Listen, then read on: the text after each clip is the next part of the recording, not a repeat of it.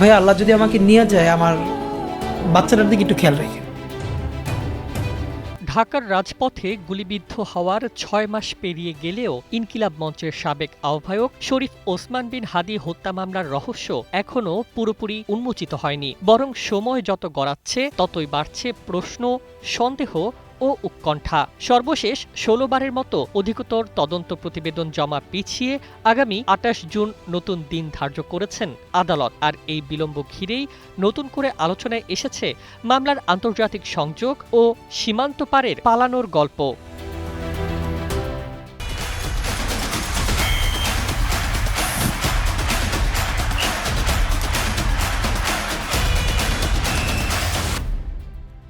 গত বছরের ১২ ডিসেম্বর রাজধানীর বিজয়নগরে প্রকাশ্যে গুলিবিদ্ধ হন হাদী। উন্নত চিকিৎসার জন্য তাকে সিঙ্গাপুরে নেওয়া হলেও ১৮ ডিসেম্বর মৃত্যুর খবর আসে। এরপর শুরু হয় বহুল আলোচিত তদন্ত। ডিবি পুলিশ তদন্ত শেষে ১৭ জনকে অভিযুক্ত করে অভিযোগপত্র দিলেও তাতে সন্তুষ্ট হয়নি ইনকিলাব মঞ্চ।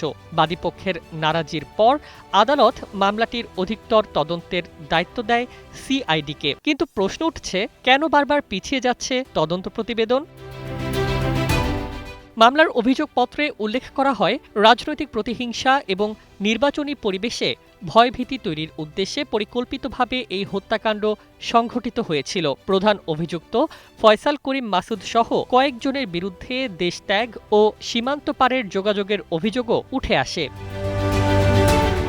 এরই মধ্যে পশ্চিমবঙ্গের প্রভাবশালী রাজনৈতিক নেত্রী মমতা বন্দ্যোপাধ্যায়ের এক বক্তব্য নতুন রহস্যের জন্ম দিয়েছে। তিনি দাবি করেন, বাংলাদেশের একটি আলোচিত হত্যাকাণ্ডের সঙ্গে জড়িত এক বড় খুনিকে পশ্চিমবঙ্গ পুলিশের বিশেষ টাস্ক ফোর্স গ্রেপ্তার করেছিল এবং পুরো ঘটনা সম্পর্কে তিনি অবগত, যদিও তিনি কারো নাম প্রকাশ করেননি। বাংলাদেশ থেকে একটা বড় খুনিকে এসটিএফ অ্যারেস্ট করেছিল, জেনে রাখুন।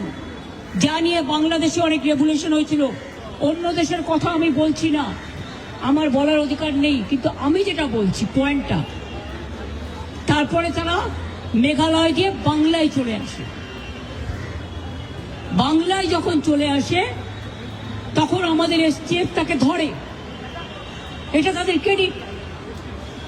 তারপরে হোম মিনিস্টার নিজে আমাকে ফোন করে বলছেন, এতদিন তো কই আমি বলিনি, মুখ করিনি, আজকে অত্যাচারের শেষ সীমায় গেছেন বলে। কারণ এটা জানে, আমি এখনো নামটা বলছি না ভদ্রতা করে, বাংলাদেশের লোক উত্তাল হয়ে যাবে। কাকে দিয়ে খুন করিয়েছিলেন?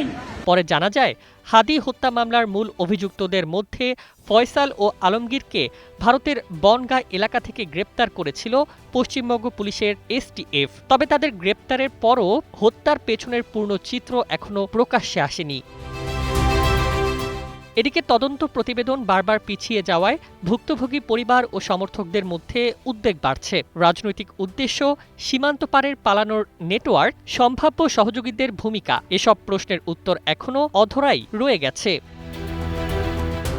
সব মিলিয়ে আলোচিত এই মামলায় ২৮ জুনের শুনানিকে ঘিরে নতুন প্রত্যাশা তৈরি হয়েছে। তবে সেই প্রত্যাশা পূরণ হবে নাকি তদন্তের অপেক্ষা আরও দীর্ঘ হবে, সেটি এখন সবচেয়ে বড় প্রশ্ন। News desk, ২১ television.